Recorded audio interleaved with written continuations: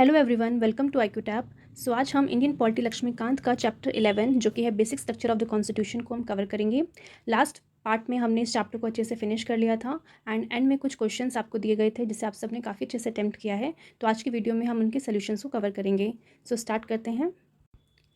सो first question है, statement 1 कहता है कि by amendment parliament can not destroy the basic feature of the constitution. तो येस, पार्लियामेंट के पास भले ही अमेंडिंग पावर दी गई हो, बट पार्लियामेंट के पास हम कह सकते हैं एक रिस्ट्रिक्शन टाइप का है कि उन्हें वो चीज़ें जो बेसिक स्ट्रक्चर का पार्ट है, ठीक है, जैसे जुडिशरी ने बेसिक स्ट्रक्चर के अंदर डाल रखा है, उनको बेसिकली वो अमेंड नहीं कर सकती। ठीक है, तो हम कह सकते हैं जो फर्स्ट स्टेटमेंट है वो करेक्ट है। सेकंड स्टेटमेंट की बात करते हैं, जहाँ बोला गया है कि power to amend does not include the power to abrogate the constitution. ठीक है, कि भले ही पार्लियामेंट के पास एक अमेंडिंग पावर दी गई है, बट इसका मतलब नहीं है वो कॉन्स्टिट्यूशन को एब्रोगेट कर दे, उसमें जो जो चीज़ें हैं उसको वो चेंज कर दे। ठीक है, तो कहीं ना कहीं हम कह सकते हैं कि जो हमारी जुडिशरी है उसने डिफरेंट जजमेंट्स की, तो यानी जब केशव नंदा भारती केस आया था 1973 में, तब बेसिकली सबसे पहली बात जो है डॉक्ट्राइन ऑफ बेसिक स्ट्रक्चर को इंट्रोड्यूस किया गया था। और तब से लेकर हम कह सकते हैं जो 24 अप्रैल 1973 उसके बाद से जितने भी लॉज पार्लियामेंट बनाएगी, उन सभी लॉज को जो है बेसिकली क्वेश्चन किया जा सकता है जुडिशरी में, और ये चेक किया जा सकता है कि अगर मतलब वो पर्टिकुलर लॉ किसी भी बेसिक स्ट्रक्चर को हार्म कर रहे हैं तो उनको अनकॉन्स्टिट्यूशनल कह सकती है हमारी जुडिशरी। ठीक है, तो हमारी स्टेटमेंट भी करेक्ट, स्टेटमेंट 2 भी हमारी जो है करेक्ट है।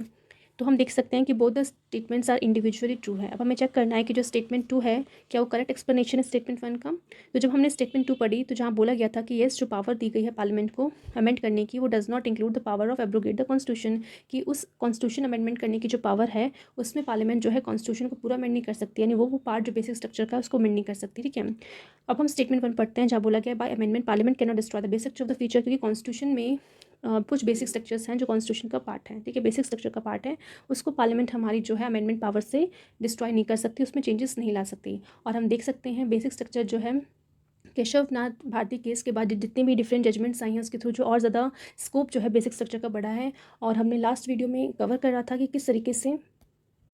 डिफरेंट जजमेंट्स के थ्रू जो है क्या क्या चीज़ें हमारे बेसिक स्ट्रक्चर में आज प्रेजेंट है। ठीक है, तो ये क्वेश्चन 1 का आंसर हो जाएगा ए, यानी जहाँ पे बोथ ए जो है both the statements are individually true and statement 2 is a correct explanation of statement 1। Next देखते हैं क्वेश्चन नंबर 2, जहाँ बोला गया है कि which one of the following cases prompted the parliament to enact 24th constitutional amendment act. ठीक है, यानी कौन सा केस के थ्रू जो है पार्लियामेंट को जो है 24th अमेंडमेंट एक्ट लाना पड़ा, तो वो हमें बताना है। तो इसका आंसर हो जाएगा ए, गोलकनाथ केस। ठीक है, तो गोलकनाथ केस में ऐसा क्या हुआ था, तो इसमें बेसिकली बोला ये गया था, सुप्रीम कोर्ट ने जो अपना शंकरी प्रसाद केस जो 1951 में आया था उसमें जो भी अपना जजमेंट दिया था कि किस तरीके से पावर है पार्लियामेंट के पास कि वो कॉन्स्टिट्यूशन को अमेंड कर सकती है अंडर आर्टिकल 368, और साथ साथ उन्हें पावर दी जाती है कि वो अमेंड कर सकते हैं फंडामेंटल राइट्स। ठीक है, ये चीज़ें उन्होंने शंकरी प्रसाद केस में कही, और ये भी कहा कि जो आर्टिकल 13 में जो लॉ है उसमें सिर्फ ऑर्डनरी लॉज को इंक्लूड किया जाएगा, जबकि कॉन्स्टिट्यूशन अमेंडमेंट एक्ट जो भी होता है या फिर कॉन्स्टिट्यूशन लॉज जो होते हैं उसको इंक्लूड नहीं किया जाएगा। ठीक है, बट यही चीज़ इन दोनों ही स्टेटमेंट्स को हम कह सकते हैं गोलकनाथ केस में जो है सुप्रीम कोर्ट ने रिवर्स कर दिया। रिवर्स इसलिए करना पड़ा बिकॉज से पहले जो है 7th अमेंडमेंट एक्ट आया था 1964 में, जिसमें बेसिकली इस अमेंडमेंट के थ्रू जो हमारी जो पार्लियामेंट है उसने 9 शेड्यूल ऐड कर दिया था कॉन्स्टिट्यूशन में, एंड उसको चैलेंज किया गया फिर जुडिशरी में। तो जुडिशरी में जब गोलकनाथ केस आया था 1967 में, तो बेसिकली जो हमारी जुडिशरी है उसने इस चीज़ को अनकॉन्स्टिट्यूशन कहा कि ऐसे भी आप कोई भी चीज़ ला के पार्लियामेंट जो है किसी भी फंडामेंटल राइट को जो है नहीं छीन सकती। ठीक है, और साथ ही साथ ये भी बोला गया कि जो आर्टिकल 13 में जो लॉ की डेफिनेशन है उसमें कॉन्स्टिट्यूशन अमेंडमेंट एक्ट को भी हम ऐड करेंगे। ठीक है, बिकॉज वो भी तो एक तरह से कॉन्स्टिट्यूशन में आप लॉ लेके आके उसको अमेंड कर रहे हो और एक पर्टिकुलर चीज़ जो है आप उसमें डाल रहे हो एक। ठीक है, तो वो भी कहीं ना कहीं चेक करना ज़रूरी है कि वो कहीं किसी भी फंडामेंटल राइट को वॉलेट तो नहीं कर रहा। तो इन दोनों ही चीज़ को जो है गोलकनाथ केस में जुडिशरी ने कहा था, और इसके ही जो है अगेंस्ट हम कह सकते हैं पार्लियामेंट इसके अगेंस्ट थी, और इसलिए उसने जो है 24th amendment constitution amendment act लेके आई थी 1971 में, जिसमें उसने क्या किया है जो आर्टिकल 13 है और आर्टिकल 368 है उसको ही अमेंड कर दिया। ठीक है, जहाँ पे आर्टिकल 368 में उसने बेसिकली पार्लियामेंट को और ज़्यादा पावर दे दी कि वो फंडामेंटल राइट को बेसिकली छीन सकती है, उसमें चेंजेस कर सकती है, और आर्टिकल 13 में बेसिकली सर एक अमेंडमेंट की कि जो पार्लियामेंट के पास पावर है कॉन्स्टिट्यूशन को अमेंड करने की अंडर आर्टिकल 368, उसमें जो भी वो अमेंडमेंट करती है, जो भी पर्टिकुलर लॉ लेके आती है, वो आर्टिकल 13 के अंदर नहीं गिना जाएगा। यानी कहीं ना कहीं जो अर्लियर स्टैंड था जुडिशरी का, वो उसी को वापस जो है पार्लियामेंट रखना चाहती थी कि प्लीज़ आप आर्टिकल 13 में जो लॉ की डेफिनेशन है उसमें से ऑर्डनरी लॉ को रहने दो, जबकि कॉन्स्टिट्यूशन अमेंडमेंट एक्ट जो आते हैं उसको इंक्लूड मत कर। जबकि हमारे गोलकनाथ केस में जुडिशरी ने क्या कहा था कि हम जो है इसमें जो है कॉन्स्टिट्यूशन अमेंडमेंट एक्ट को भी इंक्लूड करेंगे आर्टिकल 13 में जो लॉ की डेफिनेशन है। ठीक है, तो इस बेसिस पे जो है 24th कॉन्स्टिट्यूशन अमेंडमेंट आया और ये सब चीज़ें जो है पार्लियामेंट ने की। तो आई होप आपको ये क्लियर हो गया होगा। अगर फिर भी अगर कोई डाउट है डिफरेंट केसेस में आपको अगर याद नहीं है तो प्लीज़ पुरानी वीडियो को आप रेफर करना। नेक्स्ट क्वेश्चन है, which one of the following amendments inserted provision saying that nothing in article 13 shall apply to any amendment made under article 368। ठीक है, तो किस अमेंडमेंट में बेसिकली पार्लियामेंट ने ऐसा कहा कि आर्टिकल 13, ठीक है, तो आर्टिकल 13 जो कि बेसिकली बात करता है कि ऐसा कोई भी लॉ जो पार्लियामेंट बनाती है उसका उसमें अगर मान लो किसी फंडामेंटल राइट को वॉलेट होता है तो उस पर्टिकुलर लॉ को मतलब हमारी जुडिशरी जो है कॉन्स्टिट्यूशन कह सकती है। ठीक है, और आर्टिकल 13 में जो लॉ की जो डेफिनेशन है उसमें सिर्फ कौन से लॉ आते हैं, ऑर्डनरी लॉ को ही बेसिकली रखा जाता है। ठीक है, बट हमने देखा था कि जिस तरह से जुडिशरी ने अभी गोलकनाथ केस में जो है इसमें कॉन्स्टिट्यूशन अमेंडमेंट एक्ट को भी ऐड करने की बात की थी, बट क्योंकि एक अमेंडमेंट जो है बेसिकली पार्लियामेंट लेके आई थी, तो कौन सा अमेंडमेंट था, 24th अमेंडमेंट एक्ट, तो जो भी अभी हमने देखा है, तो उसी क्वेश्चन को देखो पूछने का एक डिफरेंट तरीका आपको इस क्वेश्चन में देखने को मिलेगा। ठीक है, तो यहाँ पे बेसिकली कहा गया है कि किस अमेंडमेंट ने बोला गया है कि nothing in article 13 shall apply to any amendment made under article 368, यानी आर्टिकल 368 जो कि कॉन्स्टिट्यूशन को अमेंड करने की जो पावर है पार्लियामेंट के पास, उस अमेंडमेंट से अगर मान लो कोई भी अमेंडमेंट कॉन्स्टिट्यूशन में किया जाता है तो उस अमेंडमेंट को बेसिकली आर्टिकल 13 के अंदर इंक्लूड नहीं किया जाएगा। यानी आर्टिकल 13 में जो लॉ की जो डेफिनेशन है उस लॉ की डेफिनेशन में कॉन्स्टिट्यूशन अमेंडमेंट एक्ट को नहीं रखा जाएगा। अगर वो उसमें नहीं होगा तो कल को जो है कोई भी कोर्ट उसको क्वेश्चन नहीं कर सकता एंड जुडिशियल रिव्यू के तहत जो है जुडिशरी उसको अनकॉन्स्टिट्यूशन भी नहीं कह सकती। तो ये सब बातें जो है 24th अमेंडमेंट एक्ट के थ्रू बोली गई थी। ठीक है, तो थर्ड का आंसर हो जाएगा बी, सॉरी सी बी तो 44th है ना, सी हो जाएगा सी 24th। ठीक है, तो सी इसका आंसर है थर्ड का। नेक्स्ट क्वेश्चन है क्वेश्चन नंबर 4 कि which one of the following statement is correct. पहला स्टेटमेंट है the constitution clearly lays down what is basic structure is. ठीक है, यानी क्या कॉन्स्टिट्यूशन में आपने देखने को मिला है कि क्या पर्टिकुलरली बताया गया बेसिक स्ट्रक्चर क्या है, उसकी डेफिनेशन क्या है, कुछ ही तो नहीं। ठीक है, तो ये स्टेटमेंट गलत हो जाएगी बिकॉज कॉन्स्टिट्यूशन में बेसिक स्ट्रक्चर के बारे में कुछ भी टेक्स्ट आपको देखने को नहीं मिलेगा। ठीक है, बी है the supreme court has elaborately define the basic structure of the constitution, यानी इलेबोरेटरी पे आपको ध्यान देना है। ठीक है, क्या उसने एकदम से क्लियरली डिफाइन कर रखा है बेसिक स्ट्रक्चर की क्या डेफिनेशन है, क्या क्या चीज़ें उसमें रखी जाएंगी, तो नो। आज भी हम देखेंगे जो बेसिक स्ट्रक्चर है उसकी डेफिनेशन कह लो या फिर उसमें क्या क्या चीज़ें वो भी इवॉल्व कर रही हैं। ठीक है, अभी तक कोई इसकी डेफिनेशन आई नहीं है, यानी जो भी चीज़ें बेसिक स्ट्रक्चर का पार्ट है वो बेसिकली डिसाइड कौन करता है, हमारा जुडिशरी करता है। तो बी स्टेटमेंट भी हमारी गलत हो जाएगी। सी देखते हैं, the law commission of India with the help of attorney general of India has define the basic structure of the constitution, तो ये भी गलत है। नेक्स्ट है D, neither the supreme court nor the parliament has defined the basic structure of the constitution, तो ये हमारा correct है। ठीक है, देखो डेफिनेशन किसी ने भी नहीं दी है। ठीक है, ना ही सुप्रीम कोर्ट ने और ना ही हमारी पार्लियामेंट ने। ठीक है, बट हम कह सकते हैं जुडिशरी जो है हमारी सुप्रीम कोर्ट जो है उनके पास ये अथॉरिटी है क्योंकि उन्हें कॉन्स्टिट्यूशन का इंटरप्रेटर माना जाता है। ठीक है, इसलिए ये बेसिकली उनके पास पावर ही समझ लेते हैं कि वो डिसाइड करेंगे क्या चीज़ बेसिक स्ट्रक्चर का पार्ट है और क्या चीज़ नहीं है। ठीक है, बट अभी भी जो है कोई डेफिनेशन जो किसी भी जुडिशरी ने दी नहीं दी कि क्या बेसिक स्ट्रक्चर है और क्या क्या चीज़ें आने वाले टाइम में बेसिक स्ट्रक्चर का पार्ट हो सकती है, बिकॉज जुडिशरी को भी नहीं पता। वो केस टू केस बेसिस पे जो है डील करते हैं, फिर उसके बाद देखते हैं कि अगर ये चीज़ हमारे कॉन्स्टिट्यूशन में इंपॉर्टेंट पोजीशन रखती है तो ये बेसिक स्ट्रक्चर का पार्ट होना चाहिए। ठीक है, जिस तरीके से हमारे प्रेम्बल में एक चीज़ बोली गई है जस्टिस के बारे में, लिबर्टी के बारे में और फ्रेटर्निटी के बारे में, और ये आपका सोशलिस्टिक, डेमोक्रेटिक, रिपब्लिक, ये सारे वर्ड जिससे कॉन्स्टिट्यूशन ने खुद से जो इतनी इंपॉर्टेंस दी है उनको उस इंपॉर्टेंस को बरकरार रखने के लिए, और ये चीज़ कि पार्लियामेंट कल को जो है इतनी ज़्यादा मेजॉरिटी में ना हो, कोई रूलिंग पार्टी इतनी मेजॉरिटी में ना हो जो इन चीज़ों को जो अमेंड कर दे, इसलिए जुडिशरी ने ये फैसला लिया है कि उन सबको हम बेसिक स्ट्रक्चर का पार्ट बना देते हैं। ठीक है, बट आज के डेट में भी ऐसा नहीं है कि बेसिक स्ट्रक्चर में जो जो चीज़ें हैं वो फिक्स हो गई है, नो। आने वाले टाइम में भी अगर कुछ ऐसे केसेस आएंगे, कुछ ऐसी जजमेंट्स आएंगी तो हो सकता है कि कुछ और चीज़ें बेसिक स्ट्रक्चर का पार्ट बन जाएँ। ठीक है, तो अभी भी ये डेफिनेशन जो है इसकी इवॉल्व हो रही है, हम कह सकते हैं। तो भी कोई परफेक्ट डेफिनेशन जो है हमारी बेसिक स्ट्रक्चर की नहीं देखने को मिलेगी। तो फोर्थ का आंसर हो जाएगा डी। नेक्स्ट क्वेश्चन है fifth, in which case did the supreme court pronounce the judgment for the first time that the basic structure of the constitution जो है can not be amended by the parliament. ठीक है, तो किस में basically कहा गया था, तो आपका है केशव नंदा भारती केस, जहाँ पे पहली टाइम जो है बेसिकली बेसिक स्ट्रक्चर की डॉक्ट्रिन को लाया गया था और बोला गया था पार्लियामेंट को कि पार्लियामेंट के पास जो भी कॉन्स्टिट्यूशन अमेंडमेंट की पावर है वो इस पावर से जो है किसी भी बेसिक स्ट्रक्चर को चेंज अमेंड नहीं कर सकती। ठीक है, तो आंसर हो जाएगा सी।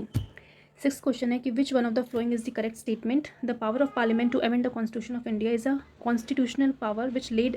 Down under article 368 by. ठीक है, तो जो पार्लियामेंट को जो पावर दी गई है कॉन्स्टिट्यूशन को अमेंड करने की वो एक कॉन्स्टिट्यूशनल पावर है। येस, कोई कॉन्स्टिट्यूशन में इसके बारे में लिखा हुआ है अंडर आर्टिकल 368। किस अमेंडमेंट के थ्रू इसको बेसिकली लाया गया था, तो इसका आंसर हो जाएगा B, that is 24th amendment act 1971। ठीक है, तो यहाँ पे हमारे जो एमसीक्यूज़ के सॉल्यूशंस को हमने अच्छे से कवर कर लिया। अब हम मेन सी क्वेश्चन की तरफ चलते हैं, तो एक एक करके हम इसको सॉल्व करेंगे। सबसे पहला जो क्वेश्चन है वो है what do you understand by the doctrine of basic structure. ठीक है, कि किस तरीके से इवॉल्व हुई है, कौन से केस में इसके बारे में बताया गया, तो वो आपको बताना है। एंड उसके बारे में आपको फिर बताना है, डिस्कस करना है एवोल्यूशन कैसे हुआ डिफरेंट जजमेंट्स के थ्रू, एंड आज की डेट में किस तरीके से बेसिक स्ट्रक्चर जो है सिग्निफिकेंट रोल प्ले करता है हमारी डेमोक्रेसी को स्ट्रेंथन करने के लिए। ठीक है। तो ये चीज़ें आपको इस क्वेश्चन के अंदर मेंशन करनी थी। तो अब हम देखते हैं इसको एक एक करके। तो सबसे पहले हम इसको स्टार्ट करेंगे कि बेसिक स्ट्रक्चर जो डॉक्ट्रिन है, ठीक है, वो जुडिशरी के द्वारा लाई हुई है, एक उनकी जुडिशियल इनोवेशन है, ठीक है, जिसका मतलब है एक तरह का कोर, ठीक है। कोर मतलब होता है बेसिक, एक बेसिक चीज़ें होती हैं जो उसको, जो बेसिकली किसी भी चीज़ का जो एक बेसिक कोर वैल्यू होती है, ठीक है। तो उन कोर वैल्यू को जो हमारे कॉन्स्टिट्यूशन में लिखी हुई हैं उनको बेसिकली जो है अमेंड ना कर दे हमारा लेजिस्लेचर, चाहे वो सेंटर का हो चाहे वो स्टेट लेजिस्लेचर हो, अंडर आर्टिकल 368, ठीक है। तो ये चीज़ें जो है हमारा बेसिक स्ट्रक्चर डॉक्ट्रिन कहता है। तो हम यहाँ पे सबसे पहले लिखेंगे कि बेसिक स्ट्रक्चर डॉक्ट्रिन जो है बेसिकली हमारे जुडिशरी के द्वारा दिया हुआ है, यानी सुप्रीम कोर्ट के द्वारा इवॉल्व की हुई एक जुडिशियल इनोवेशन है, ठीक है। और ये इसका मेन मतलब जो होता है वो ये है कि it is a core underlying features, ठीक है, वो फीचर्स जिसको हम बेसिक कहते हैं, एंड उन बेसिक फीचर्स को जो है अमेंड करने की जो पावर है हमारे लेजिस्लेचर के अंडर आर्टिकल 368, वो चीज़ जो है वो अमेंड नहीं कर सकते, ठीक है। तो जो भी आर्टिकल 368 के अंदर अमेंडिंग पावर दे रखी है हमारे लेजिस्लेचर को, उस पावर को यूज़ करके वो और कोर बेसिक वैल्यूज़ को जो है अमेंड नहीं कर सकती, ठीक है। और फिर हम बता सकते हैं कि किस तरीके से जो हमारी जुडिशरी है उसने कोई भी एक्सप्लिसिटली डिफाइन नहीं किया है कि क्या चीज़ जो है वो बेसिक फीचर्स के अंदर आएंगे, क्या चीज़ बेसिक स्ट्रक्चर डॉक्ट्रिन का जो है पार्ट है, ठीक है। तो डेफिनेशंस नहीं दी है उसने बेसिकली। और क्योंकि उसने कोई डेफिनेशन नहीं दी है, बट कुछ ऐसी चीज़ें हैं जो डिराइव्ड आपको देखने को मिलेगी वेरियस सुप्रीम कोर्ट जजमेंट्स के थ्रू ओवर द ईयर्स। जो भी जजमेंट्स आई हैं सुप्रीम कोर्ट की, उन जजमेंट्स के थ्रू हमें पता चलेगा क्या चीज़ बेसिक स्ट्रक्चर का पार्ट है और क्या नहीं है। जैसे कि हम कहते हैं supremacy of the constitution of India, तो क्या, तो सबसे पहले जब केशव नंदा भारती केस आया था तो सबसे पहली चीज़ जो डाली हुई थी हमारे कॉन्स्टिट्यूशन, मतलब हमारे बेसिक स्ट्रक्चर में, वो था सुप्रीमेसी ऑफ द कॉन्स्टिट्यूशन, है कि हमारा कॉन्स्टिट्यूशन जो है सुप्रीम है। उसके बाद हम देखेंगे जुडिशियल रिव्यू को ऐड किया गया, फेडरलिज्म हो गया, सेकुलरिज्म हो गया, फंडामेंटल राइट्स हो गया, आर्टिकल 32 जो हमारी बेसिकली कॉन्स्टिट्यूशन रेवेन्यू है, बैलेंस बनाए रखना है फंडामेंटल राइट एंड डीपीएसपी के बीच में। तो ये सारी चीज़ें हम देखेंगे डिफरेंट जजमेंट्स के थ्रू हमें पता चली कि बेसिक स्ट्रक्चर का पार्ट है। तो यानी हम कह सकते हैं कि जो हमारा डॉक्ट्रिन ऑफ बेसिक स्ट्रक्चर है वो एक स्टैटिक नहीं है, कि मतलब एक डेफिनेशन नहीं दी गई है उसकी, स्टैटिक नहीं है, आज की डेट में भी ये डायनामिक है, कॉन्टिन्यूसली इवॉल्व हो रहा है ये, ठीक है। तो इस तरीके से आप बता सकते हो कि डॉक्ट्रिन ऑफ बेसिक स्ट्रक्चर का अंडरस्टैंडिंग आपने बेसिकली क्या समझा उससे। अब आपको बेसिकली बताना है कि किस तरीके से इसका एवोल्यूशन हुआ है डिफरेंट जजमेंट्स के थ्रू। सबसे पहले आपको बताना है कि जो फर्स्ट कॉन्स्टिट्यूशन अमेंडमेंट आया था 1951 में, उसने बेसिकली उस अमेंडमेंट को चैलेंज किया गया था शंकरी प्रसाद केस, ठीक है। Shankari Prasad case versus union of India case आया था, उसने इस फर्स्ट कॉन्स्टिट्यूशन अमेंडमेंट एक्ट को चैलेंज किया, ठीक है। तो फर्स्ट कॉन्स्टिट्यूशन अमेंडमेंट एक्ट क्या था, क्या क्या चीज़ें उसमें बेसिकली हमारे पार्लियामेंट ने ऐड की हुई थी, तो वो सारी चीज़ें हमने कल की वीडियो में अच्छे से डिफाइन कर रखा है, तो आप उस वीडियो को जाके देख सकते हैं, ठीक है। तो यहाँ पर मैं बस आपको इतना बताऊँगी कि जो भी फर्स्ट कॉन्स्टिट्यूशन अमेंडमेंट एक्ट आया था उसे चैलेंज किया गया इस केस के थ्रू, ठीक है। एंड ये जो अमेंडमेंट थी इस बेसिस पे इसको चैलेंज किया गया बिकॉज ये जो हमारे पार्ट 3 में जो फंडामेंटल राइट्स हैं इसको वॉयलेट कर रहे हैं, और क्योंकि ये इसको वॉयलेट कर रहे हैं तो कहीं ना कहीं जो अमेंडमेंट है वो एक तरीके से इनवैलिड होनी चाहिए।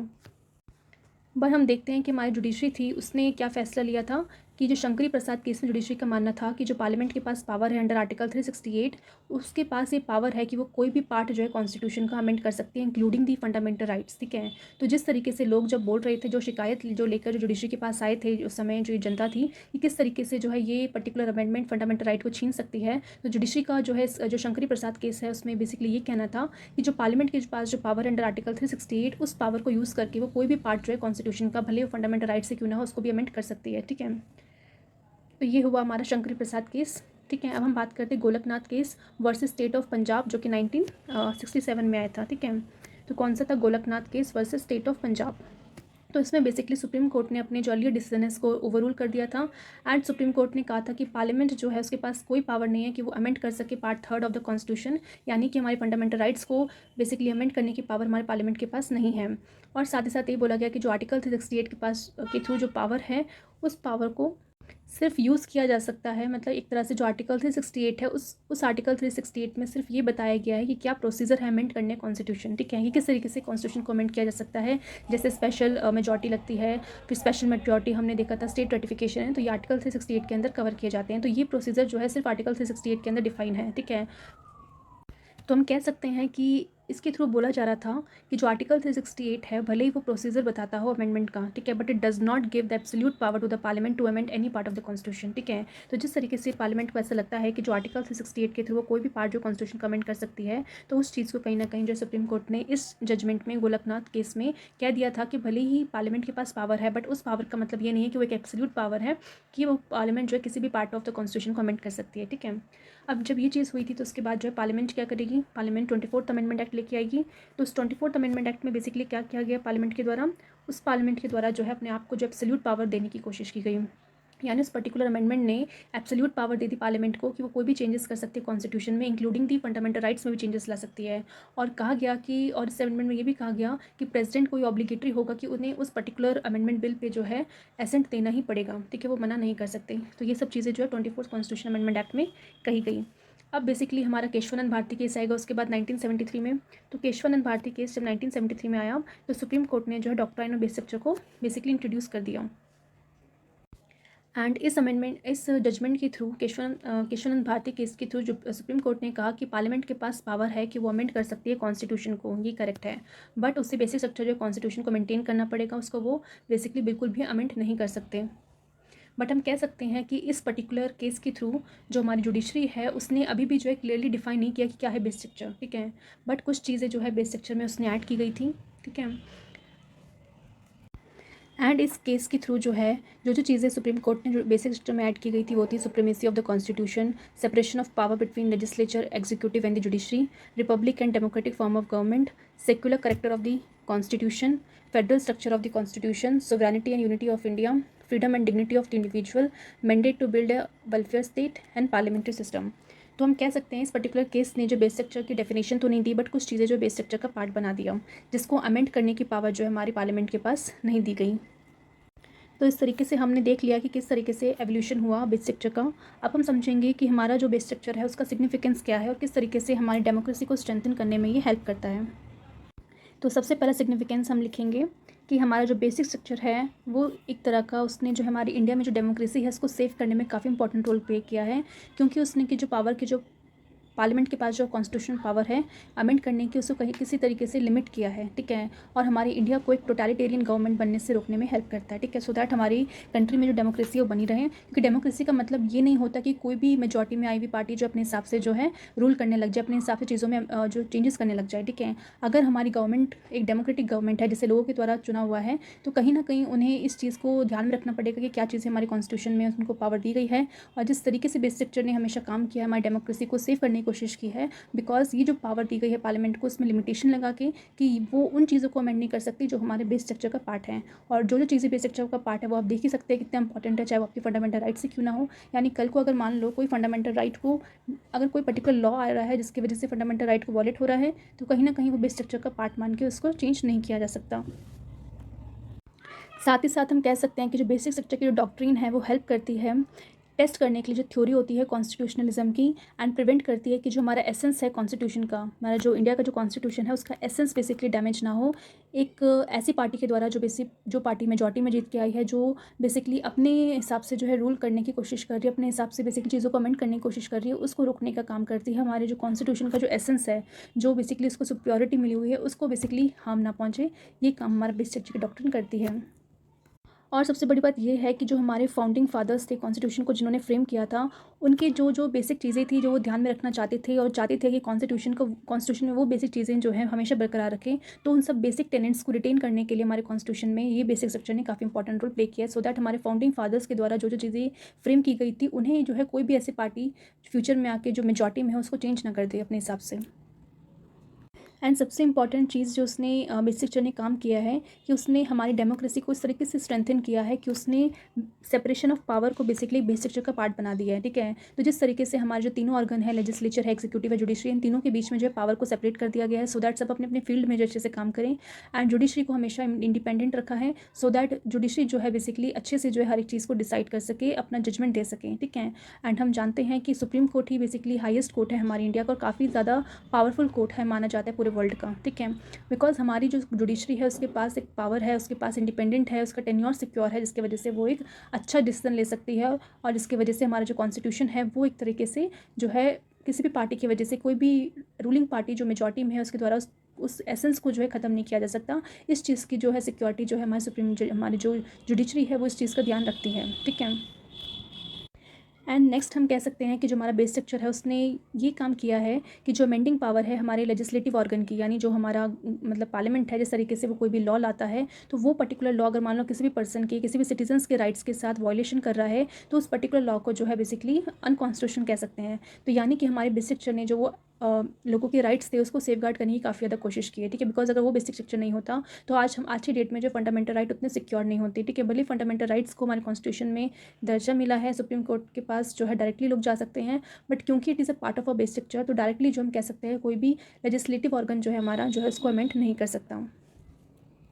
तो इस तरीके से हम कह सकते हैं कि कहीं ना कहीं हमारी डेमोक्रेसी को स्ट्रेंथन करने के लिए ओवरऑल जो है हमारे बेसिक स्ट्रक्चर ने काफ़ी इंपॉर्टेंट रोल प्ले किया है, ठीक है। सो दैट एक ऐसी पावर, एक एब्सोल्यूट पावर हमारी जो है रूलिंग गवर्नमेंट के पास ना आ जाए, उस चीज़ को रिस्ट्रिक्ट करने के लिए, लिमिट करने के लिए जो है हमारी जुडिशरी ने इस चीज़ को लेके आई थी, जिसने काफ़ी अच्छा जो है हमेशा मतलब बेसिकली काम भी किया हमारी डेमोक्रेसी को स्ट्रेंथन करने के लिए। बट हम ये नहीं कह सकते कि बेस स्ट्रक्चर जो है बेसिकली काफ़ी बार जो है काफ़ी डिबेट में भी रहता है कि इस तरीके से जो बेस स्ट्रक्चर है उसने काफ़ी ज़्यादा जो है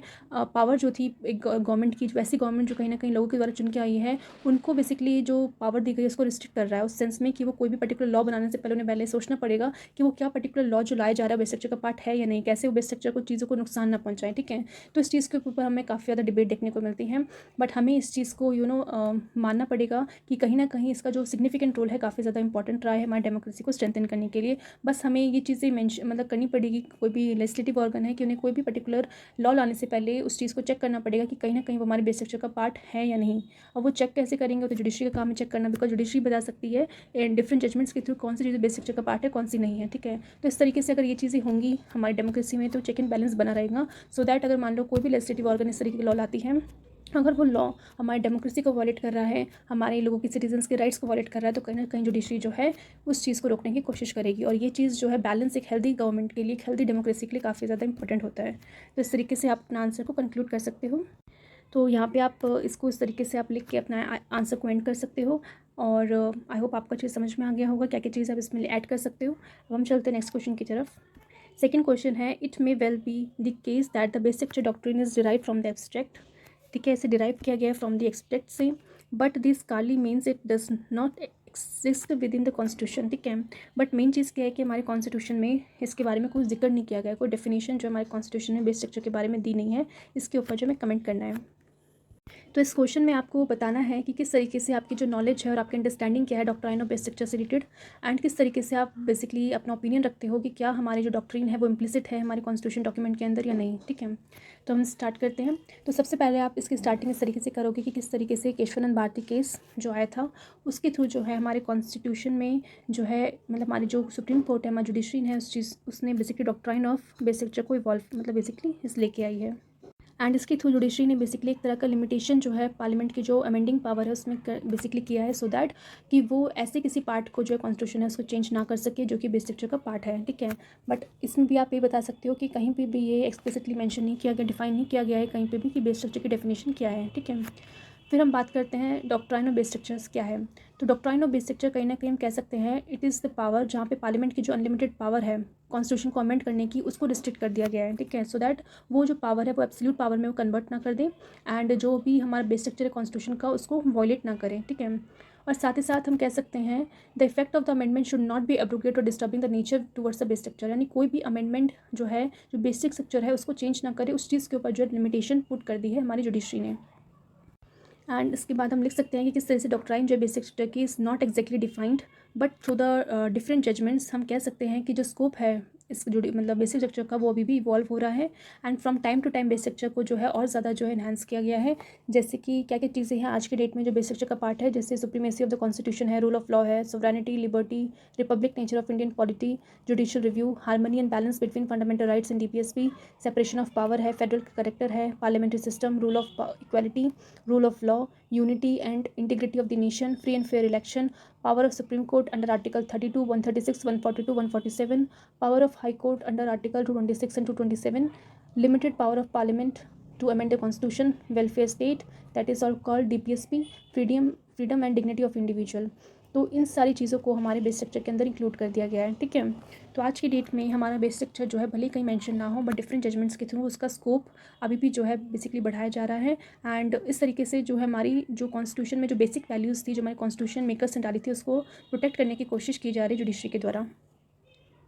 अब मेन क्रिटिसिज्म जो किया जाता है वो ये है कि जो हमारा डॉक्ट्राइन है बेसिक स्ट्रक्चर का, उसे किसी भी कॉन्स्टिट्यूशन के अंदर जो किसी भी लैंग्वेज का जो है बेसिकली पार्ट नहीं माना गया है, ठीक है। यानी हमारे कॉन्स्टिट्यूशन के अंदर इसको कहीं भी मेंशन नहीं किया रखा, ऐसे कोई भी टेक्सचुअल जो है आपको लिखा हुआ कहीं पे आपको देखने को नहीं मिलेगा। तो इसमें इसीलिए सवाल खड़े किए जाते हैं कि क्यों जो है ये इसकी मतलब कॉन्स्टिट्यूशन में इसको जगह क्यों नहीं दी है, क्यों इसमें लिखा नहीं हुआ है कॉन्स्टिट्यूशन में कि एक्चुअली में क्या है बेसिक स्ट्रक्चर। और कहीं ना कहीं जो क्रिटिक्स हैं इनका मानना ये भी है कि इस बेसिक स्ट्रक्चर के थ्रू जो हमारी जुडिशरी है कहीं ना कहीं वो इम्पोज कर रही है फ़िलासफ़ी को, अपनी जो जुडिशल फ़िलासफ़ी है उसको over a democratic form government, ठीक है। कि यानी कि जो भी गवर्नमेंट हमारी जीत के आई है वो डेमोक्रेटिकली इलेक्टेड है, लोगों ने उनको चुना हुआ है। एंड उस डेमोक्रेटिक इलेक्टेड गवर्नमेंट पे जो पावर दी गई है अमेंडमेंट करने की, उसमें कहीं ना कहीं जुडिशरी जो अपनी फ़िलासफ़ी यानी जो भी जुडिशल फ़िलासफ़ी है उसको इम्पोज करने की कोशिश की जा रही है, ठीक है। तो ये क्रिटिक्स का मानना है, कितना सही है कितना गलत है वो आप भी जानते हो कि ऐसी कोई भी चीज़ जो हमारी गवर्नमेंट लेके आ रही है जो लोगों के लिए सही भी हो, तो उसको तो गलत कभी जुडिशरी करेगी नहीं। सिर्फ उन्हीं चीज़ों को प्रोटेक्ट करने की कोशिश जुडिशरी करेगी जो कहीं ना कहीं हम कह सकते हैं हमारी डेमोक्रेसी को खतरे में डाल रही हो या फिर हमारे लोगों के राइट्स को बेसिकली खतरे में डाल रही हो, ठीक है। तो इसके थ्रू हम कह सकते हैं कि जो base structure is defined derive from the abstract, ठीक है। अब हम बात करते हैं कि बेस स्ट्रक्चर एग्जिस्ट करता है विद इन द कॉन्स्टिट्यूशन, यानी भले ही हमारे बेस स्ट्रक्चर की डेफिनेशन हमारे कॉन्स्टिट्यूशन के अंदर मेंशन ना की गई हो, बट कुछ ऐसी प्रोविजंस, कुछ ऐसे आपको देखने को मिलेंगे जहाँ पे आपको बेस स्ट्रक्चर एग्जिस्ट करता हुआ नजर आएगा कॉन्स्टिट्यूशन के अंदर। तो सबसे पहले आप लिख सकते हो कि किस तरीके से जो हमारा बेसिक स्ट्रक्चर है वो डीपली रूटेड है कॉन्स्टिट्यूशन की हर एक टेक्स्ट में, हर एक हिस्ट्री में आपको देखने को मिलेगा। एंड एक तरह का जो है सब्सटेंशियल मोरल वैल्यू को पोजेस करता है। एंड हमारी जो डेमोक्रेसी है उसको स्ट्रेंथन करने में हेल्प करता है by limiting the power of majoritarian government, यानी जो भी ऐसी गवर्नमेंट जो मेजॉरिटी में आई है अपनी अपनी पावर को एब्सोल्यूट पावर ना समझ के उस पावर को लिमिट करने की कोशिश की गई है बेसिक स्ट्रक्चर के दौरान, ठीक है। एंड जो कि हमारे कॉन्स्टिट्यूशनल आइडियाज़ का भी एक कह सकते हैं एक कोर वैल्यू भी है हमारे कॉन्स्टिट्यूशन की, कि हमारी जो कॉन्स्टिट्यूशन के जो फेमस थे उनका भी मानना ये था कि कोई भी गवर्नमेंट अगर मान लो मेजॉरिटी में आती है अपनी पावर को जो है एब्सोल्यूट पावर में ना कन्वर्ट कर ले, उसके लिए हमारी जुडिशरी का बेसिकली रोल जो है बताया गया किस तरीके से उन्हें कॉन्स्टिट्यूशन को इंटरप्रेट करना है और टाइम टू टाइम बेसिकली इस चीज़ को होने से रोकना है कि कोई भी गवर्नमेंट अपनी पावर को एब्सोल्यूट पावर में ना कन्वर्ट कर दे, ठीक है। नेक्स्ट आप बता सकते हैं कि जो हमारे फंडामेंटल राइट्स हैं वो एक तरह का मेन सोर्स माना जाता है उनको हमारे base structure of the constitution का, ठीक है। जैसे कि आपके पास फंडामेंटल राइट है to ensure the freedom of speech expression, to maintain a secular state, protect citizens from arbitrary action of the state. तो ये सारी चीज़ें हमारी फंडामेंटल राइट्स है। अब बस हमने क्या किया, जुडिशरी ने क्या किया, सिर्फ इन्हीं राइट्स को और ज़्यादा प्रोटेक्शन प्रोवाइड करने के लिए बेस स्ट्रक्चर का पार्ट बना दी, दैट्स इट। तो कहीं ना कहीं हम कह सकते हैं कि हमारे कॉन्स्टिट्यूशन के अंदर भले ही बेस स्ट्रक्चर की डेफिनेशन ना हो, बट बेसिक स्ट्रक्चर जो एग्जिस्ट करता है हमारे कॉन्स्टिट्यूशन में। मतलब जुडिशरी ने ऐसा नहीं है बेस स्ट्रक्चर को कहीं और से उठा के लेके आ गई और फिर अपने हिसाब से जो है इसको इवॉल्व कर रही है, नहीं। जो चीज़ें हमारे कॉन्स्टिट्यूशन के अंदर है, जो चीज़ें कॉन्स्टिट्यूशन फ्रेमर्स ने बेसिकली बोली हुई थी उस समय लिखी थी, उन्हीं बेसिक वैल्यूज़ को जो है प्रोटेक्ट करने की कोशिश की जा रही है थ्रू द बेसिक स्ट्रक्चर, ठीक है। इसके अलावा जो हमारा प्रियम्बल है, तो प्रियम्बल में जिस तरीके से बोला गया है कि जो थॉट्स थे हमारे कॉन्स्टिट्यूशन मेकर्स के कि हमारा जो लोग हैं किस तरीके से उनकी एस्पिरेशंस थी लोगों के प्रति कि हमारा जो एक सेकुलर कंट्री होना चाहिए, एक सोशलिस्टिक कंट्री होना चाहिए, डेमोक्रेटिक कंट्री होना चाहिए, रिपब्लिक कंट्री होना चाहिए। तो उन सभी थॉट्स को कहीं ना कहीं वैल्यू देने के लिए, उनको प्रोटेक्ट करने के लिए हमारा बेस स्ट्रक्चर जो है काम करता है, ठीक है। और हमारे बेस स्ट्रक्चर में जो प्रियम्बल में जो बातें लिखी हुई हैं वही चीज़ें जो हमारे बेस स्ट्रक्चर के अंदर भी इंक्लूडेड की गई हैं। तो आप इस तरीके से आप बता सकते हो डिफरेंट एग्जांपल्स के थ्रू कि किस तरीके से हमारा बेसिक स्ट्रक्चर भले ही कहीं पे डिफाइन ना किया गया हो बट वो हमारे कॉन्स्टिट्यूशन के अंदर जो है एग्जिस्ट करता है, ठीक है। तो यहाँ पे आप अपना सेकंड क्वेश्चन का आंसर जो है कंक्लूड कर सकते हो। अब हम चलते हैं थर्ड क्वेश्चन की तरफ, जो बेसिकली कहता है कि the basic structure doctrine has gone a long way in ensuring that the state does not circumvent the implicit foundational value enshrined of the constitution. कि हमारा जो कॉन्स्टिट्यूशन मेकर्स उन्होंने जो जो फाउंडेशनल वैल्यूज़, फाउंडेशन प्रिंसिपल्स बनाए हुए थे, उन चीज़ों को कोई भी स्टेट गवर्नमेंट, कोई भी स्टेट जो है उसे डिस्ट्रॉय ना कर दे। इस चीज़ को इंश्योर करने के लिए बेस स्ट्रक्चर ने काफ़ी लंबी जर्नी तय की है, ठीक है। अब जाके हम कह सकते हैं कि हमारा जो बेस स्ट्रक्चर है वो जब आ गया है तो हमें लगता है कि वो सारी फाउंडिंग वैल्यूज़ को हम सिक्योर, हमारी जुडिशरी को सिक्योर कर सकती हैं, ठीक है। तो आपको स्टार्टिंग इसी तरीके से करनी है हर एक क्वेश्चन में कि बेसिक डॉक्ट्रिन जो है बेसिकली इवॉल्व हुआ है केशवानंद भारती केस से 1973 में जो आया था, जिसने बेसिकली इस तरीके से बताया है कि कैसे हमारे जो फंडामेंटल राइट्स हैं और उनको प्रोटेक्ट किया जाएगा और कैसे जो है पार्लियामेंट की जो पावर है कॉन्स्टिट्यूशन को अमेंड करने की, उनको उसमें एक तरह का लिमिटेशन पुट कर दिया है कि वो ऐसी चीज़ों को अमेंड नहीं कर सकता जो बेस स्ट्रक्चर का पार्ट है। नेक्स्ट आप बेसिकली लिख सकते हो किस तरीके से बेसिक स्ट्रक्चर डॉक्ट्रिन है उसने प्रोटेक्ट किया हमारे founding principle of the Indian constitution, यानी हमारे इंडियन कॉन्स्टिट्यूशन में जो जो फाउंडिंग प्रिंसिपल है उन्हें प्रोटेक्ट करने में किस तरीके से बेसिक स्ट्रक्चर ने रोल प्ले किया है। तो सबसे पहला जो है कि डॉक्ट्रिन जो बेसिक स्ट्रक्चर की उसने एक एंटी मेजोरिटेरियन को फेवर किया है, मतलब ऐसी गवर्नमेंट, ऐसी रूलिंग गवर्नमेंट जो मेजोरिटी में है, कहीं को वो अपनी मेजोरिटी को गलत यूज़ ना कर ले, अपनी पावर का गलत यूज़ ना कर ले, उस चीज़ को प्रोटेक्ट करने की बेसिकली कोशिश की है। ठीक है, और इस डॉक्ट्रिन ने हेल्प करी है कि जो भी बेसिक राइट है, ठीक है, सिटीजन्स के, एंड जो भी एक्ट बनाए जाते हैं पार्लियामेंट के द्वारा, कहीं ना कहीं उनको डॉक्ट्रिन के थ्रू चेक किया जाएगा कि वो पर्टिकुलर लॉज जो बनाए गए, एक्ट जो बनाए गए, कहीं वो बेसिक स्ट्रक्चर को या फिर हमारे जो फंडामेंटल राइट्स है से वॉलेट तो नहीं कर रहे। अगर इन केस अगर कर भी रहे होंगे तो उसको अनकॉन्स्टिट्यूशनल कहा जा सकता है। उसके बाद आप लिख सकते हो किस तरह से जुडिशरी जो है, जो एक इम्प्लाइड लिमिटेशन लेके आई थी, एक थ्योरी की जो भी पावर है पार्लियामेंट की, ठीक है, उसमें एक तरह का लिमिटेशन है, ठीक है, in the form of basic structure. ठीक है, ये जो एक तरह का लिमिटेशन जो पुट कर रही है जुडिशरी, वो एक किस फॉर्म में कर रही है, बेसिक स्ट्रक्चर के फॉर्म में, जहाँ पे बोला गया है पार्लियामेंट को कि आप बेसिकली अमेंड कर सकते हैं कुछ भी चीज़, बट आप बेसिक स्ट्रक्चर जो है कॉन्स्टिट्यूशन का, उसको आर्टिकल 368 के तहत अमेंड नहीं कर सकते। नेक्स्ट आप कुछ केसेस का एग्जांपल दे सकते हो, जैसे मिनर्वा मिल केस आया था 1980 में, जहाँ पे बोला गया था जुडिशरी के द्वारा कि हमारा इंडियन कॉन्स्टिट्यूशन जो is founded on the bedrock of balance होना चाहिए between the fundamental rights and DPSP, and to give absolute primacy to one over the other is disturb this harmony of the constitution, कि अगर हम एक को ज़्यादा priority देंगे दूसरे के कंपेरिजन में, तो कहीं ना कहीं जो हमारी हार्मनी है कॉन्स्टिट्यूशन की वो खराब हो सकती है। ठीक है, और ये जो हार्मनी है जो बनाए रखनी है फंडामेंटल राइट्स और डीपीएसपी के बीच में, ये भी एक एसेंशियल फीचर है हमारे basic structure of the constitution का। ठीक है, जिसे गवर्नमेंट जो है, कोई भी मेजोरिटेरियन गवर्नमेंट अमेंड नहीं कर सकती, चेंज नहीं कर सकती, कि कल को वो किसी भी एक फंडामेंटल राइट को ज़्यादा सुप्रीम मान ले या फिर किसी भी डीपीएसपी को ज़्यादा सुप्रीम मान ले। ठीक है, उसके बाद हम देख सकते हैं रूल ऑफ लॉ हो गया, जुडिशियल रिव्यू हो गया, ये बेसिक का पार्ट बन रहे थे कब, वो वमन राव केस जो आया था 1981 में, उसके बाद संपत कुमार केस आया था 1986 में, सिर्फ संभ मूर्ति केस आया था 1986 में। तो इन सब केसेस ने बेसिकली हमारे रूल ऑफ लॉ, ठीक है, तो जो रूल ऑफ लॉ था, जुडिशियल रिव्यू है, सबको बेसिक का पार्ट बना दिया। फिर effective access to justice is a part of basic structure कब पार्ट बना था, सेंट्रल कोलफील्ड केस 1980 के टाइम पे। उसके बाद है कियोतो होलन केस आया था 1992 में, जहाँ पे जुडिशरी ने बेसिकली डिक्लेयर कर दिया था कि जो डेमोक्रेसी है वो भी खुद में एक बेसिक स्ट्रक्चर है कॉन्स्टिट्यूशन का, एंड जो भी इलेक्शंस किए जाएंगे वो इलेक्शन जो है फेयर मैनर में होनी चाहिए, सो दैट डेमोक्रेटिक सिस्टम जो है हमारे कंट्री का वो बेसिकली हमेशा इंटैक्ट रहे, उसमें कोई हार्मनी डिसहार्मनी ना देखने को मिले। उसके बाद जो केस आया था वो है बुमाई केस आया था 1994 में। इस केस में जुडिशरी ने डेमोक्रेसी, फेडरलिज्म एंड इसके साथ साथ सेक्टरिज्म को कॉन्स्टिट्यूशन मतलब एक बेसिक स्ट्रक्चर मान लिया था, एंड जो कि एसेंशियल फीचर था हमारे कॉन्स्टिट्यूशन का। ठीक है, फिर M Nagaraj versus union of India case आया था 2006 में, जहाँ पे जुडिशरी ने ऑब्जर्व किया कि amendment should not destroy the constitutional identity को डिस्ट्रॉय ना करे, एंड जो थ्योरी है बेसिक स्ट्रक्चर की, ओनली टू जज the validity of constitution amendment. ठीक है, यानी कोई भी कॉन्स्टिट्यूशन अमेंडमेंट की जाती है उसकी बेसिकली वैलिडिटी को चेक किया जाएगा, और चेक किया जाएगा कि वो किसी पर्टिकुलर बेसिक स्ट्रक्चर को डिस्ट्रॉय ना करे। एंड डॉक्ट्राइन ऑफ इक्वालिटी, जो कि एक एसेंस माना जाता है डेमोक्रेसी का, क्योंकि डेमोक्रेसी किस पे बेस्ड है, इक्वालिटी में, जहाँ पे हर एक पर्सन को इक्वालिटी मिलनी चाहिए, चाहे वो इक्वालिटी ऑफ पॉलिटिकल राइट्स हो, सोशल राइट्स हो, सोशल जस्टिस हो, और इकोनॉमिक राइट्स हो, इकोनॉमिक जस्टिस की बात की गई हो, तो ये सारी चीज़ें डेमोक्रेसी के अंदर आती हैं। इसलिए जो है डॉक्ट्राइन ऑफ इक्वालिटी को भी बेसिक स्ट्रक्चर का पार्ट मान लिया गया था M Nagaraj versus union of India case 2006 में।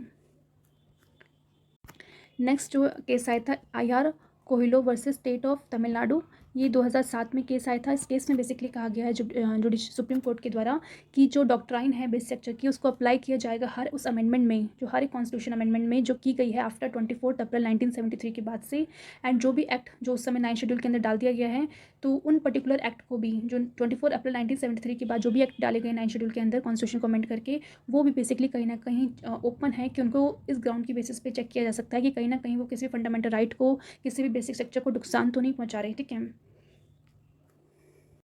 नेक्स्ट आप बेसिकली से बता सकते हो कि जो डॉक्ट्राइन ऑफ बेसिक स्ट्रक्चर है, it is not result of extra judicial effort, यानी जुडिशरी ने कोई एक्स्ट्रा एफर्ट नहीं डाला इसको लाने के लिए, जबकि लाया गया है तब जब पार्लियामेंट ने काफ़ी टाइम जो है कोशिश की है कॉन्स्टिट्यूशन में चेंजेस लाने की। मतलब जिस तरीके से हम देख रहे थे, वो पार्लियामेंट बार बार अमेंडमेंट कर रही थी, लोगों के फंडामेंटल राइट्स को छीनने की बात कर रही थी, और कॉन्स्टिट्यूशन का जो इंपॉर्टेंट फीचर्स है उनको अमेंड करने की कोशिश कर रही थी, जुडिशरी को जुडिशियल रिव्यू करने नहीं दे रही थी। तो इन सारी चीज़ों की वजह से जो है हमारी जुडिशरी जो एक तरह का इम्प्लाइड लिमिटेशंस लेके आई है, एक थ्योरी लेके आई है, जिस थ्योरी को हम कहते हैं इम्प्लाइड लिमिटेशन। और वो इम्प्लाइड लिमिटेशन क्या है, it is in the form of basic structure है, जो कहीं ना कहीं पार्लियामेंट को जस्ट अमेंड करने से रोकती है, वो चीज़ें जो बेसिक स्ट्रक्चर का पार्ट है। ठीक है, तो हम इसको एक एक्स्ट्रा जुडिशियल एफर्ट नहीं मान सकते। पार्लियामेंट ने जो जो अटैम्प्ट्स किए हैं, उस अटैम्प्ट्स के बदले, उस अटैम्प्ट्स के नतीजे जो है, ये हमारा बेसिक स्ट्रक्चर है। ठीक है, नेक्स्ट आप इसमें बता सकते हो कि क्या क्या लिमिटेशंस देखने को मिलती है बेसिक स्ट्रक्चर की in protecting the foundational value, मतलब जो जो फाउंडेशनल वैल्यूज़ हमने अभी देखी थी जहाँ पे बेसिक स्ट्रक्चर अच्छे से प्रोटेक्ट कर रहा था, बट कुछ लिमिटेशंस भी देखने को मिल सकती हैं। ठीक है, पहली लिमिटेशन ये है कि बेसिक स्ट्रक्चर डॉक्ट्रिन में क्या चीज़ें बेसिक स्ट्रक्चर के अंदर है क्या नहीं है वो हमारी जुडिशरी तय करेगी, और जुडिशरी कितनी ट्रांसपेरेंटली काम कर रही है, कितनी अकाउंटेबल है इस चीज़ को चेक करने में, उसका फैसला खुद जुडिशरी कर रही है। ठीक है, यानी अगर कल को बेसिक स्ट्रक्चर में अगर मान लो फंडामेंटल राइट को रखा गया था, तो जुडिशरी ने फंडामेंटल राइट को रखा है, बट इसको तय करना कि वो सही है नहीं है, जुडिशरी के ऊपर कोई तो है नहीं जिससे जुडिशरी बेसिकली जो डिसाइड करेगी जुडिशरी ने जो भी काम किया वो सही है नहीं है। तो कहीं ना कहीं वो कह सकते हैं कि जो ट्रांसपेरेंसी और अकाउंटेबिलिटी है उसमें कहीं ना कहीं क्वेश्चन मार्क करता है कि कल को तो जुडिशरी चाहे तो अपनी मर्जी से किसी भी चीज़ को बेसिक स्ट्रक्चर का पार्ट बना देंगी। क्या इसके थ्रू हम कह सकते हैं कि हमारे जो फाउंडेशनल प्रिंसिपल से प्रोटेक्ट हो रहे हैं नहीं हो रहे, तो इस पर भी जो लिमिटेशन पुट की गई है। उसके बाद कहा गया है कि जो बेसिक स्ट्रक्चर डॉक्ट्रिन था जो कहीं ना कहीं बोला गया था कि वो फेडरलिज्म को जो है प्रोटेक्ट करेगा, उसका जो थ्रेट है फेडरलिज्म में, ठीक है, जो जिस तरीके से बोला जाता है ना सेंट्रल स्टेट के बीच में अच्छे से रिलेशन होती है, फेडरल फीचर्स मेंटेन होने चाहिए, तो उन सारे फीचर्स पे जो है कहीं ना कहीं इनइफेक्टिव रहा है इसको रिड्यूस करने के लिए। ठीक है, ये चीज़ कैसे पता चली, तो ऐसा बुमाई जजमेंट ऑफ 1994 में। ठीक है, तो जैसे कि हम देखने को मिलते हैं फॉर एग्जांपल कि जो आर्टिकल 356 है जहाँ पे प्रेसिडेंशियल रूल के बारे में बात की जाती है, तो हम देखेंगे कई बार जो है इस आर्टिकल के थ्रू जो है इसका यूज़ किया गया है, जहाँ पे गवर्नमेंट को यानी जो गवर्नर होता है उसको एक तरह से पपेट के थ्रू ट्रीट किया जाता है। एंड क्योंकि किसी भी स्टेट गवर्नमेंट के अंदर जो हम देख सकते हैं गवर्नर जो होता है वो सेंटर के द्वारा अपॉइंटेड होता है, तो जिस तरीके से सेंटर डायरेक्ट करेगा गवर्नर भी उस तरीके से काम करेगा। तो उस पर्टिकुलर इंस्टीट्यूशन को कंट्रोल करने के लिए गवर्नर का, और गवर्नर जिस तरीके से काम करता है वो कहीं ना कहीं जो है फाउंडिंग वैल्यूज़ जो है कॉन्स्टिट्यूशन के उसको डिफीट करते हुए देखने को मिली है। तो हम कैसे कह सकते हैं कि जो बेसिक डॉक्ट्रिन था वो उसने फेडरलिज्म को प्रोटेक्ट करने की मतलब के लिए कोशिश की है, क्योंकि आज भी हम देखते हैं कि जो फेडरलिज्म है हर बार जो है इस पर थ्रेट देखने को मिलता है, हर बार जो है सेंटर और स्टेट के बीच में इसी चीज़ में बहस की जाती है कि जो सेंटर के द्वारा जो गवर्नर अपॉइंटेड है वो अच्छे से जो है वहाँ की जो मतलब डेमोक्रेटिक इलेक्टेड गवर्नमेंट है वो काम करने नहीं दे रहा है, जो चुन चुन की भेजी हुई सरकार है जो स्टेट में काम कर रही है वो जस्ट एक गवर्नर की वजह से जो है अच्छे से काम नहीं कर पाती, क्योंकि गवर्नर का जो इंस्टीट्यूशन है वो बेसिकली जो है एक इंडिपेंडेंट इंस्टीट्यूशन नहीं है। ठीक है, तो उस चीज़ के ऊपर भी सवाल खड़े किए जाते हैं कि बेसिक क्या सच में हमारी जो फाउंडेशनल वैल्यूज़ उनको प्रोटेक्ट कर पा रहा है या नहीं कर पा रहा। नेक्स्ट लिमिटेशंस हम कह सकते हैं कि किस तरीके से जो प्रेशर है जुडिशरी के ऊपर वो बढ़ता जा रहा है, बिकॉज पास्ट कुछ सालों में हमने देखने को मिला था किस तरीके से जो जजेस ने प्रेस कॉन्फ्रेंस के थ्रू जो है चीज़ें व्यक्त की थी कि उनके साथ क्या देखने को मिल रहा है, किस तरीके से जुडिशरी काम कर रही है, वहाँ पे किस तरीके से जो है एक प्रोसीजर फॉलो किया जाता है, उस पर लोगों ने काफ़ी, उस पर जजेस ने काफ़ी ज़्यादा जो बयान दिए थे। ठीक है, एंड कई बार अपॉइंटमेंट किस तरीके से जजेस की जाती है आफ्टर रिटायरमेंट के बाद जो है कहीं ना कहीं उनकी इंटीग्रिटी के ऊपर सवाल खड़े करता है कि जुडिशरी एक्चुअल में इंडिपेंडेंट है तो किस तरीके से इंडिपेंडेंट है, किस तरीके से जो पावर दी गई है सेपरेशन की क्या वो चीज़ बेसिकली मेंटेन की जा रही नहीं की जा रही। तो बेसिक स्ट्रक्चर में आज जो सेपरेशन ऑफ पावर को बेसिकली पार्ट बना दिया है, क्या बेसिक स्ट्रक्चर सच में उसको कहीं ना कहीं सेव कर पा रहा है, उसको प्रोटेक्ट कर पा रहा है। अगर प्रोटेक्ट कर पाता तो इतनी सारी प्रॉब्लम्स जो आज की डेट पर देखने को मिलती है, ठीक है, कि जजेस का अपॉइंटमेंट किया जा रहा है आफ्टर रिटायरमेंट, कि आफ्टर रिटायरमेंट कैसे अपॉइंटमेंट हो सकता है। ठीक है, कि एक बार जजेस की टेन्योर खत्म हो गया है तो कैसे कोई भी गवर्नमेंट जो है उनको फर्दर जो है अपॉइंट कर सकती है किसी और चीज़ में। तो ये सारी चीज़ें जो है क्वेश्चन मार्क क्रिएट करते हैं। नेक्स्ट लिमिटेशन है कि पार्लियामेंट्री डेमोक्रेसी जो कि एक बेसिक चक का पार्ट है, और अगर उसकी हम बात करें तो काफ़ी टाइम से जो है इंपॉर्टेंस जो है पार्लियामेंट की धीरे धीरे हमें डिक्लाइन देखने को मिल रही है। क्यों? बिकॉज हम कई बार सुनते हैं कि जिस तरीके से गवर्नमेंट जो है अगर मेजॉरिटी में आती है तो किस तरीके से वो नंबर ऑफ बिल्स को पास कर देती है बिना किसी स्टैंडिंग कमेटी को रेफर किए बिना। ठीक है, जैसे कि हमने देखा था कि 16th लोकसभा में जितने बिल्स जो है स्टैंडिंग कमेटी को दिए थे उसकी कंपैरिजन में अगर 17th लोकसभा में देखें तो काफ़ी कम मात्रा में जो है कोई भी पर्टिकुलर बिल को स्टैंडिंग कमेटी के पास रेफर किया गया। बिकॉज स्टैंडिंग कमेटी का काम होता है हर एक बिल को एक क्लॉज बाय क्लॉज चेक करना कि क्या वो पर्टिकुलर बिल जो है हमारी सोसाइटी के लिए सही है नहीं है, किन चीज़ों पे के लिए इसको लेके आया जा रहा है वो प्रोविजन सही है नहीं है। तो कोई भी पार्टी जो मेजॉरिटी में है इस तरीके से अगर काम करती है कि वो पर्टिकुलर बिल को बिना स्टैंडिंग कमेटी में भेजे बिना उसको पास कर रही है, गवर्नमेंट प्रेसिडेंट की एसेंट दिलवा रही है, तो कहीं ना कहीं हम ये चेक करना होगा कि जो हमारे पार्लियामेंट्री डेमोक्रेसी की हम बात जो करते हैं जो आज के डेट में बेसिक के अंदर डाला हुआ है पार्लियामेंट्री डेमोक्रेसी को, क्या वो सच में प्रोटेक्ट हो रही है। ठीक है, तो ये सारी चीज़ें यही शो करती हैं कि आज भी जो चीज़ें हमारे बेसिक का पार्ट है, चाहे वो हमारे फंडामेंटल राइट्स हों, पार्लियामेंट्री डेमोक्रेसी हो, जुडिशरी की खुद इंडिपेंडेंस हो, क्या सच में इन सब चीज़ों को प्रोटेक्ट कर पा रहा है हमारा बेसिक स्ट्रक्चर, या फिर सिर्फ हम कहने के लिए हम बोल रहे हैं कि हमने ये सारी चीज़ें बेसिक स्ट्रक्चर के अंदर इससे डाली सो दैट ये चीज़ें प्रोटेक्ट हो। बट आज की डेट में जिस तरीके से एक रूलिंग पार्टी जो मेजॉरिटी में जिस तरीके से काम कर रही है, जिस तरह से गवर्नर का इंस्टीट्यूशन जो है आज की डेट में पपेट बन के रह गया है, ये सारी चीज़ें ये क्वेश्चन क्रिएट करते हैं कि आज भी जो है बेसिक स्ट्रक्चर के अंदर जो भी चीज़ें हैं उसको समझना ज़रूरी है। जुडिशरी को इसको बेसिकली अच्छे से जो है इस पर काम करना ज़रूरी है। नहीं तो बेसिकली क्या होगा, डे बाय डे काफ़ी ज़्यादा डिफिकल्ट होता जाएगा बेसिक स्ट्रक्चर की डॉक्ट्रिन को चेक करते रहना, कि बेसिक स्ट्रक्चर डॉक्ट्रिन चेक करे वो सारी चीज़ें के ऊपर जो मेजॉरिटेरियन एग्जीक्यूटिव या लेजिस्लेटिव कर रही है, मतलब ऐसी कोई पार्टी जो मेजॉरिटी में है उसके एग्जीक्यूटिव लेजिस्लेटिव का वो कौन कौन से लॉज ला रहे हैं, उनको बार बार चेक करना काफ़ी डिफिकल्ट हो जाएगा कि बेसिक स्ट्रक्चर का पार्ट है नहीं है, ठीक है। एंड रिसेंटली हम देखने को मिला था सिटीजनशिप अमेंडमेंट एक्ट, जिसने क्वेश्चन खड़े कर दिए थे हमारे secular characteristic of Indian constitution में, ठीक है, कि किस तरीके से इंडिया एक सेकुलर कंट्री है, तो इस तरह का फिर सिटीजनशिप अमेंडमेंट एक्ट में ये सारे प्रोविजंस भी लाए गए हैं, ठीक है। तो इस पर भी जो है सवाल खड़े उठते हैं। एंड लास्ट में आप बस इसी तरह का सोल्यूशन प्रोवाइड कर सकते हो कि बेसिक स्ट्रक्चर अपने आप में एक ओपन एंडिंग डॉक्यूमेंट है, एक ऐसा डॉक्यूमेंट है जो कभी ना खत्म होने वाला है, बिकॉज लगातार इसमें कुछ ना कुछ चीज़ें ऐड होती रहेंगी, without any definition, without any codification. जो है ये इतना ज़्यादा फ्लूइड है कि इसमें क्या चीज़ें हैं, क्या चीज़ें काम करेंगे बता पाना थोड़ा मुश्किल है, ठीक है। And there is need to constant vigil and proactive measure लेने की, मतलब इस पर कॉन्स्टेंटली निगरानी रखने की ज़रूरत है, एक प्रोएक्टिव मेजर लेने की ज़रूरत है हमारी जुडिशरी के द्वारा, सो दैट वो जो है उन सारी चीज़ों के ऊपर ध्यान दे सके जो हमारी लेजिस्लेटिव एग्जीक्यूटिव ऑर्गन जो है काम कर रही हैं, ठीक है। एंड इसको इसमें रिफॉर्म लाना जो है और ज़्यादा इक्वली ज़रूरी है, सो दैट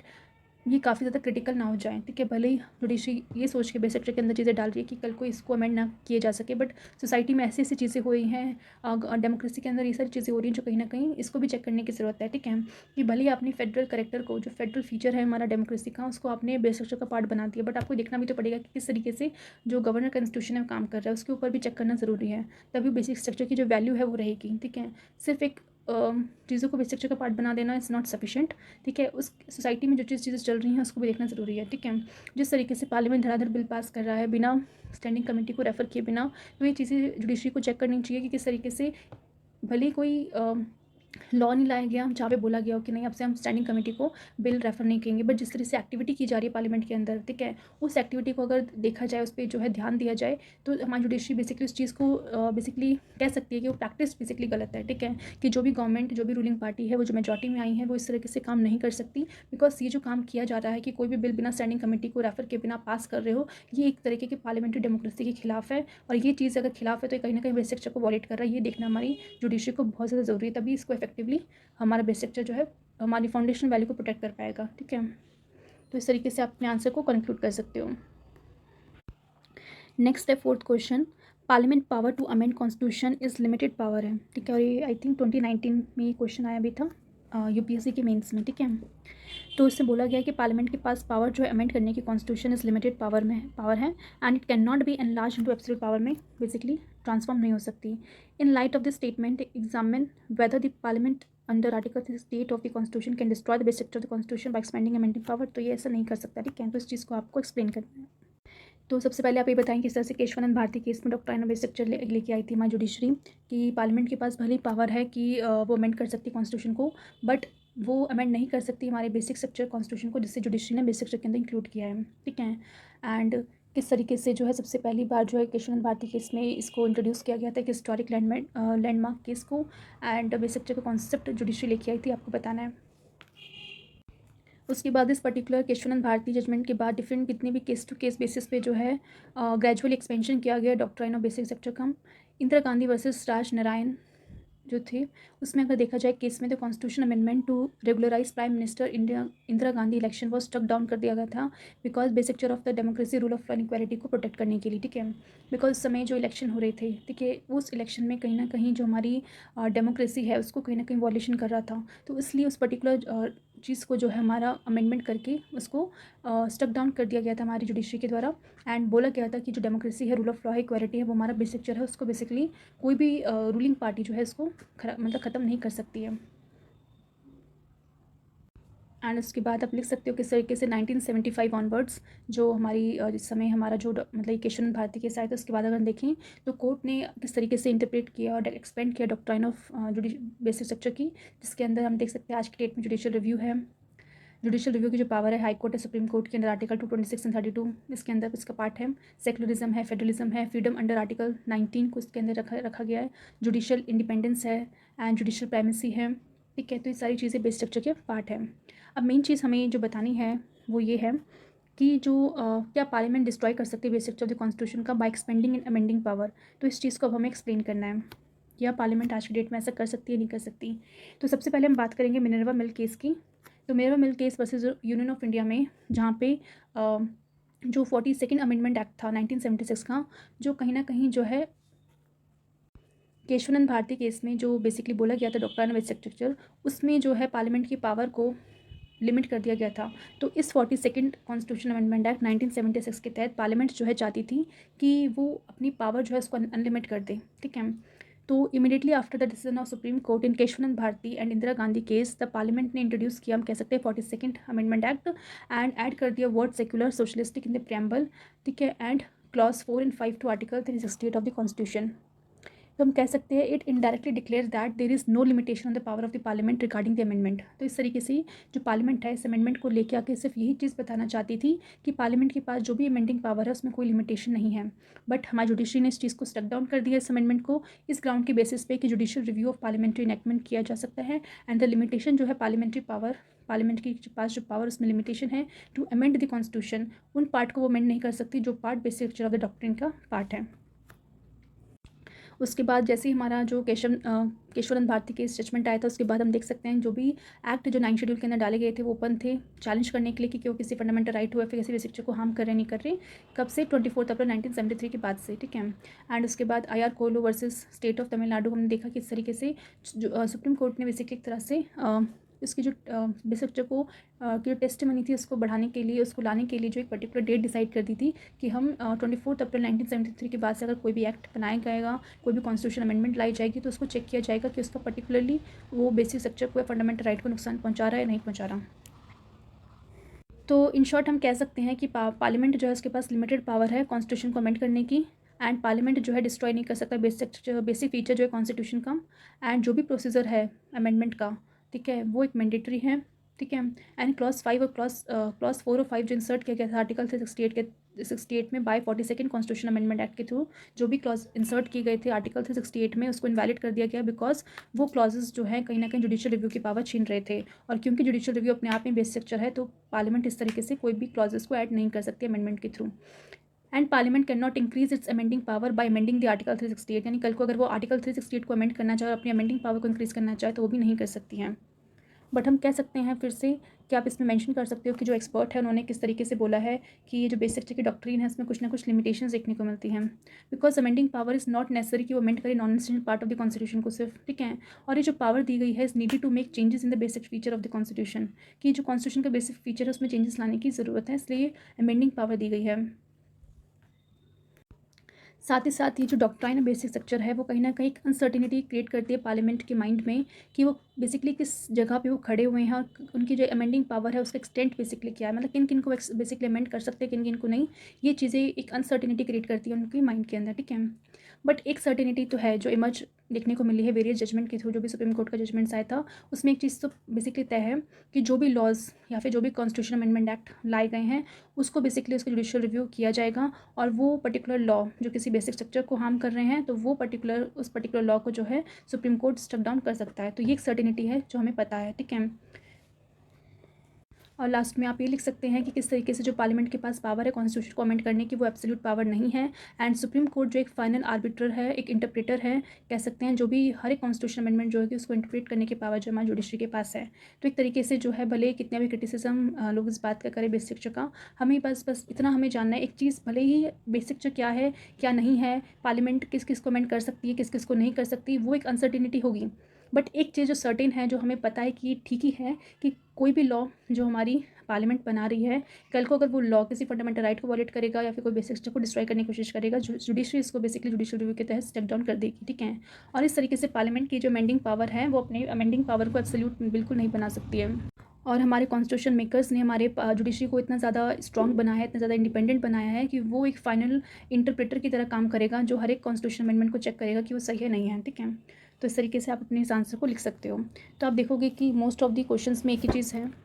जो आपको हमेशा आपको याद रखनी है कि कब बेसिक स्ट्रक्चर बेसिकली लाया गया था, कौन से केस में ये बेसिक स्ट्रक्चर आया। जैसे केशवानंद भारती केस में सबसे पहले जो है डॉक्टर ने बेसिक स्ट्रक्चर को लाया गया, एंड आपको एवोल्यूशन पता होना चाहिए डिफरेंट केसेस का कि कौन कौन से केस में किस तरीके से जो है बेसिक स्ट्रक्चर को इवॉल्व किया गया है। फिर आपको कुछ इंपॉर्टेंट केसेस के बारे में पता होना चाहिए जहाँ पे कौन कौन से चीज़ों को बेसिक स्ट्रक्चर के अंदर ऐड किया गया है। जैसे हमने लास्ट वीडियो में जो एंड की जो वीडियो था जहाँ पे टेबलर फॉर्म में जो लक्ष्मीकांत में भी दिया हुआ है, तो वो टेबल आपको थोड़ा बहुत याद होनी चाहिए मीन्स पॉइंट ऑफ व्यू से, सो दैट आप अपने आंसर्स में वो चीज़ें इंकॉर्पोरेट कर सको, ठीक है। एंड आपको क्लैरिटी होनी चाहिए इस चीज़ के ऊपर कि पार्लियामेंट के पास जो भी अमेंडिंग पावर है वो अमेंडिंग पावर जो है कभी भी उस कॉन्स्टिट्यूशन के उस पार्ट को अमेंड नहीं कर सकती। वो जो बेसिक स्ट्रक्चर का पार्ट है, मतलब कहीं ना कहीं जो अमेंडिंग पावर है वो उसको वो अपनी एब्सोल्यूट पावर में नहीं बदल सकती। ठीक है, तो जो भी क्वेश्चन आपने देखा, जो भी पूछा गया, वो उसी चीज़ को घुमा फिरा के एक ही बात वो कहने की ये कोशिश कर रहा है कि पार्लियामेंट अपनी जो पावर है उसको, वो उस पावर को, अमेंडिंग पावर को वो गलत तरीके से यूज़ नहीं कर सकती, उस पावर को एब्सोल्यूट पावर नहीं बना सकती, उस पावर को यूज़ करके वो आर्टिकल 368 को अमेंड नहीं कर सकती अपनी अमेंडिंग पावर को इंक्रीज़ करके। ठीक है, तो ये सारी चीज़ें आपको इन शॉर्ट जो है as a summary point of view से पता होनी चाहिए। उस हिसाब से आप जो है डिफरेंट आंसर्स को अपने हिसाब से जो है लिख सकते हो। ठीक है, अगर आपको कोई भी क्वेरी हो, कोई भी डाउट हो, तो आप कमेंट बॉक्स में लिखना, हम कोशिश करेंगे उसको क्लियर करने की। एंड अगर आपको वीडियो अच्छी लगी हो तो प्लीज़ लाइक कीजिए, अगर आपने सब्सक्राइब नहीं किया तो प्लीज़ सब्सक्राइब कर दीजिए, एंड जितना हो सके लोगों के साथ शेयर कीजिए और अच्छे से अपनी पढ़ाई करते रहिए। Thanks for watching.